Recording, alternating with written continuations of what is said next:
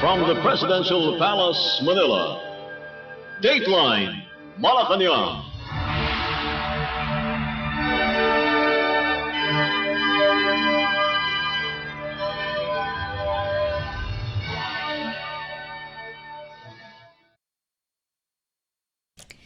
Good day, this is Dateline Malacañang, and here are the news. Philippine President Ferdinand R. Marcos Jr. paid tribute to First Lady Liza Araneta Marcos on her birthday, describing her as a steadfast partner,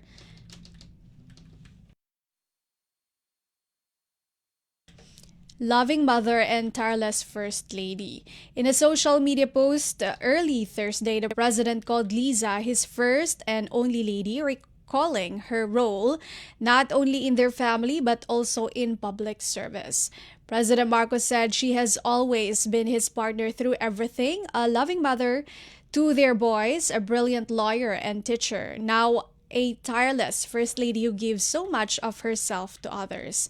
A lawyer and longtime law professor, the First Lady has been actively involved in social civic work, lending support to programs on women's and children's welfare, legal aid, and community outreach. She has also taken a leading role in Lab for All, a flagship initiative that brings free medical consultations, diagnostic services, and medicines to communities across the country in partnership with the Department of Health and local government units.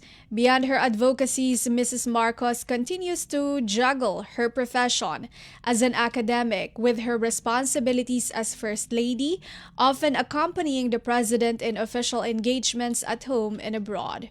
Earlier this week, the First Lady shared on her social media that she would go on a birthday sabbatical. Dateline Malacañang. Also on Thursday, Philippine President Ferdinand R. Marcos Jr. urged Filipinos to draw lessons from history as a guide for leadership and citizenship, underscoring peace and unity. In his message for Ninoy Aquino Day, the president said the annual observance brings to light a chapter in our nation's shared story that continues to echo across generations and public memory. President Marcos said a passage of time has given Filipinos greater clarity and deeper perspective in looking back on Aquino's legacy. The chief executive reflected on how the Philippines has undergone a transformation in decades, defined by broader discourse on power, memory, and citizenship. The transition, he stressed, were moments when Filipinos chose to meet history with resolve. President Marcos Jr. emphasized that the commemoration should not only honor the past, but also challenge present and future leaders to govern with sobriety, conscience, and foresight. Ninoy Aquino Day, observed every August 21, marks the assassination of former Senator Benigno Ninoy Aquino Jr. in 1983 at the Manila International Airport. Aquino's death sparked massive protests that eventually led to the 1986 People Power Revolution. Dateline Malacañang. Malacañang on Thursday accused Vice President Sara Duterte of weaving self-serving lies against Philippine President Ferdinand R. Marcos Jr., saying her recent statements abroad were part of a selfish ambition to bring down the chief executive and take his place in the seat of power. In a statement, Palace Press Officer Claire Castro said all her stories are purely selfish motives. The palace hit back after Duterte, in an interview in The Hague, Netherlands, claimed that President Marcos tried to stop her resignation as Education Secretary in June 2024 and even offered her another government post. She also alleged that the president smelled of alcohol during their meeting in Malacañang, a claim the palace dismissed as baseless and malicious. Duterte made the claim after Castro branded her leadership of the Department of Education or DepEd as a complete failure. The vice president led the Education Department from June 2022 to June 2024. Castro countered that Duterte's track record at DepEd speaks for itself, pointing to her admission that she lacked expertise in developing the flagship Matatag curriculum. She added that Duterte left unresolved issues in DepEd, including some 1.5 million laptops, tablets, and other learning materials that were not distributed to students until new DepEd Secretary 1 Edgardo Angara took office. Castro also cited a supposed 100 million pesos lost to fake student vouchers during Duterte's watch. The palace official also took a swipe at Duterte's credibility, citing her role in spreading fake news, including her claims on a supposed altered Beverly Hills police report and a viral Polvoron video that turned out to be fabricated. In a pointed comparison, Castro praised President Marcos for his work ethic, saying he is not like others who arrive late at official functions. Dateline Malacañang. Meanwhile, Malacañang said it respects the Senate's move to push for mandatory drug testing, but maintained that the measure runs counter to the Constitution. Palace Press Officer Claire Castro stressed that only random and suspicious drug testing has been upheld by the Supreme Court, citing its 2008 ruling on Social Justice Society versus Dangerous Drugs Board. In a text message, Castro said if they wish to proceed, that is their prerogative. Her remarks came after Senator Robin Padilla filed Senate Bill 1200, seeking to make drug testing compulsory for all government officials. Padilla's Chief of Staff Attorney Rodolfo Philip Jurado advised Castro to revisit the jurisprudence she cited after the palace official on Wednesday said the proposed measure violates the law and the Constitution. Jurado, however, acknowledged that the matter would have to be debated and settled in the Senate. Castro said the Supreme Court itself compared random testing with mandatory drug testing for persons already charged with crimes. The palace press officer added that this was compared to persons charged with crimes who are required to undergo mandatory drug testing, where they will not be randomly picked, and in such cases they have waived their right. Dateline Malacañang.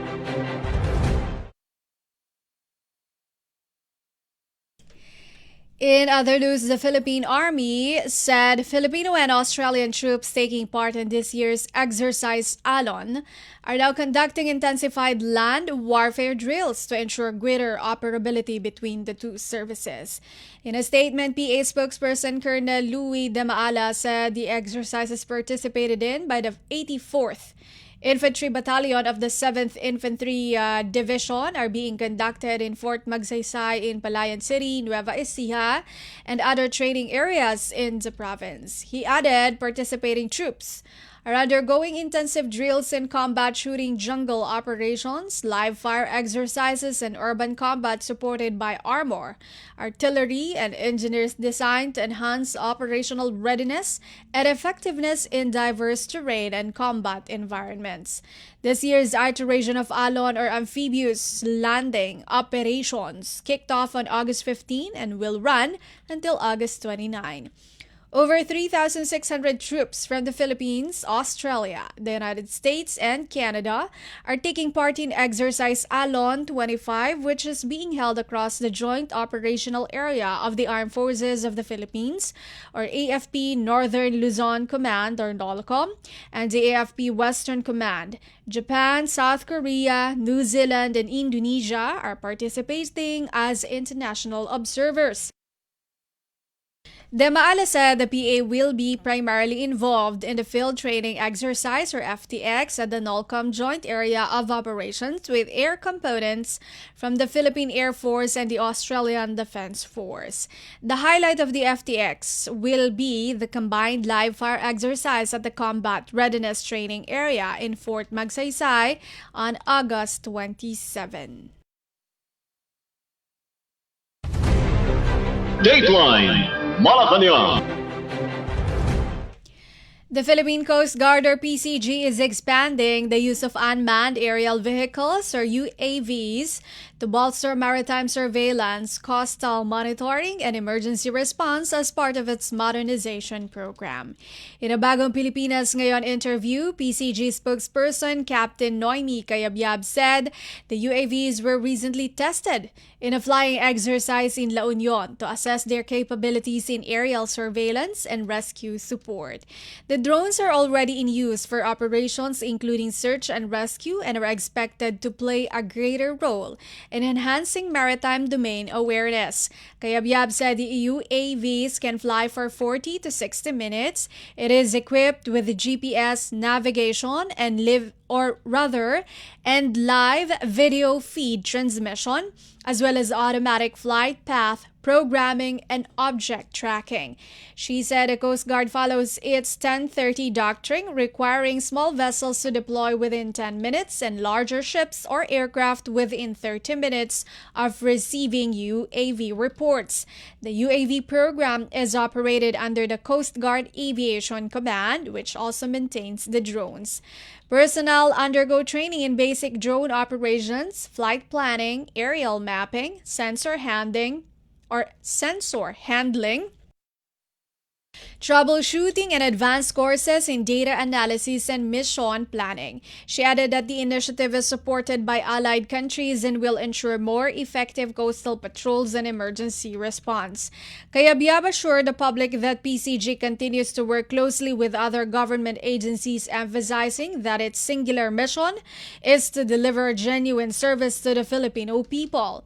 On the other hand, the PCG is also preparing 1,300 of its personnel to serve as election board members in the upcoming Bangsamoro Autonomous Region in Muslim Mindanao parliamentary elections. The deployment, according to Cayabyab, is part of the agency's broader support for national initiatives while maintaining its primary maritime security duties. Dateline Malacañang. Australian Deputy Prime Minister and Minister for Defense Richard Marles is set to visit Manila this week with the goal of further strengthening our already close defense ties. In a media statement, Marles said he will be meeting with the Department of Defense or DND Secretary Gilberto Teodoro Jr. as the visit is expected to build on the two nations' cooperation and mutual trust through the second Australia-Philippines Defense Ministers meeting. During the visit, Marles would also meet with Australian personnel participating in Exercise Alon 25, Australia's largest overseas joint training activity this year. The defense partnership between Australia and the Philippines aligns with President Ferdinand R. Marcos Jr.'s call for stronger regional cooperation to safeguard stability in the Indo-Pacific. Aside from the Philippines and Australia, the United States and Canada are also participating in the joint exercise, totaling over 3,600 personnel deployed for the event. Meanwhile, Marles is also set to travel to Kuala Lumpur for the 5th Malaysia-Australia High-Level Committee on Defense Cooperation with Defense Minister Dato Seri Mohamed Khaled bin Nordin. He said Australia and Malaysia are long-standing partners and friends with shared military history, including through the 5 power defense arrangements, which underscores the two countries' commitment to a peaceful and stable region. Dateline Malacañang. Migrant Workers Secretary Hans Leo Cacdac has assured that the Philippine government is extending full legal and welfare assistance to the 6 overseas Filipino workers or OFWs arrested in Hong Kong for alleged unapproved employment and other offenses. In a Facebook post, Secretary Cacdac said the Department of Migrant Workers or DMW is now working closely with the Overseas Workers Welfare Administration or OWA, the Migrant Workers Office or MWO, PCSO and the Department of Foreign Affairs, or DFA, through the Philippine Consulate General PCG in Hong Kong to assist the detained workers.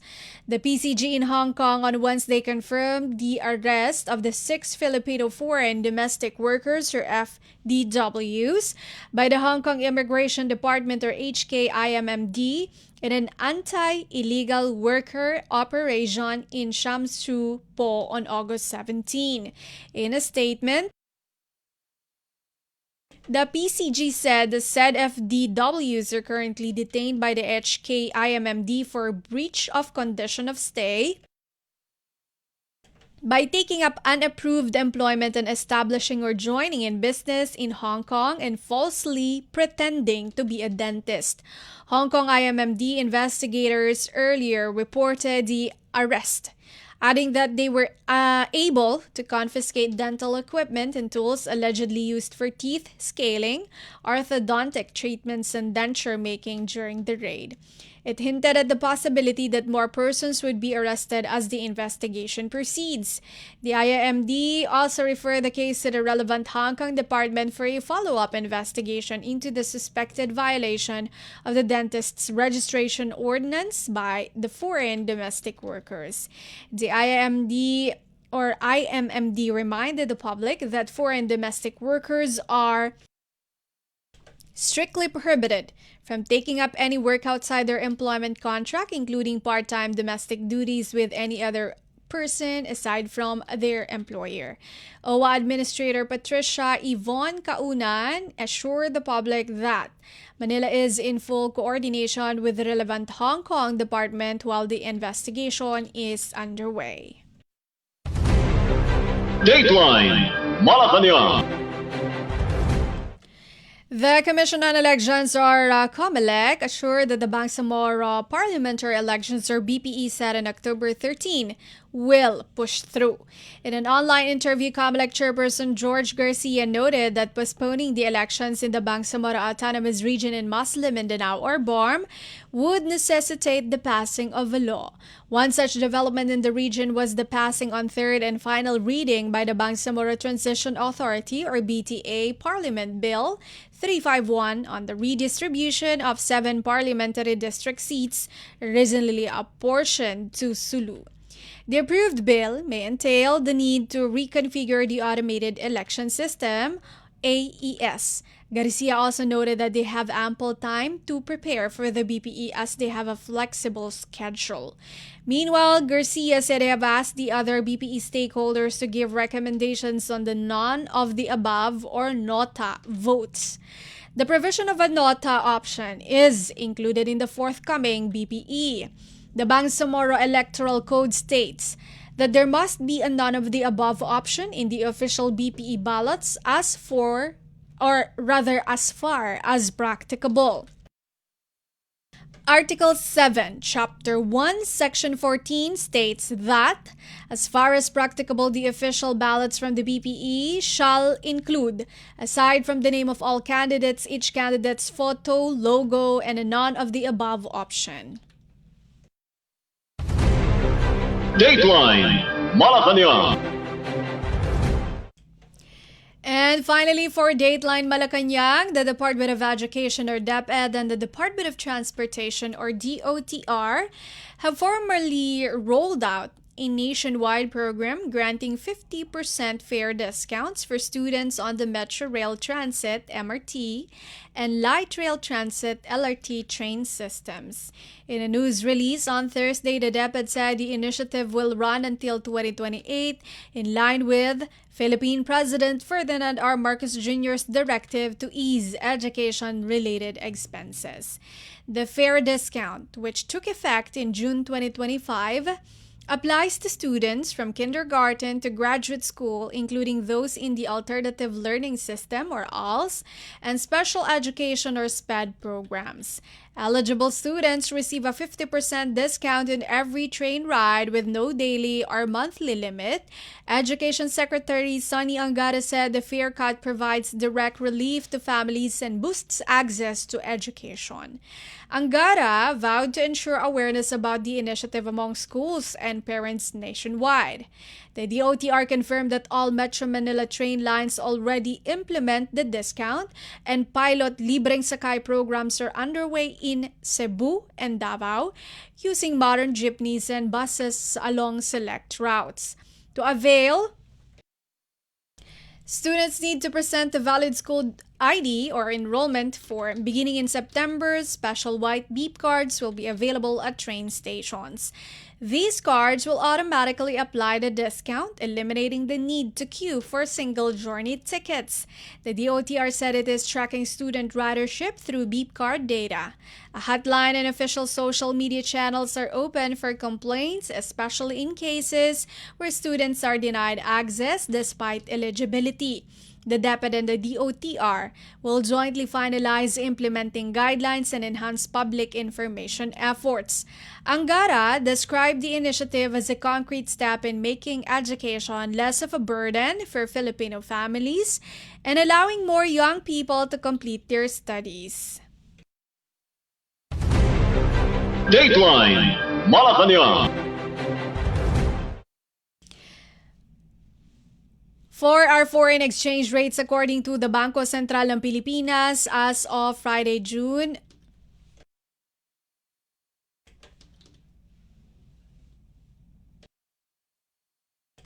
apologies for that.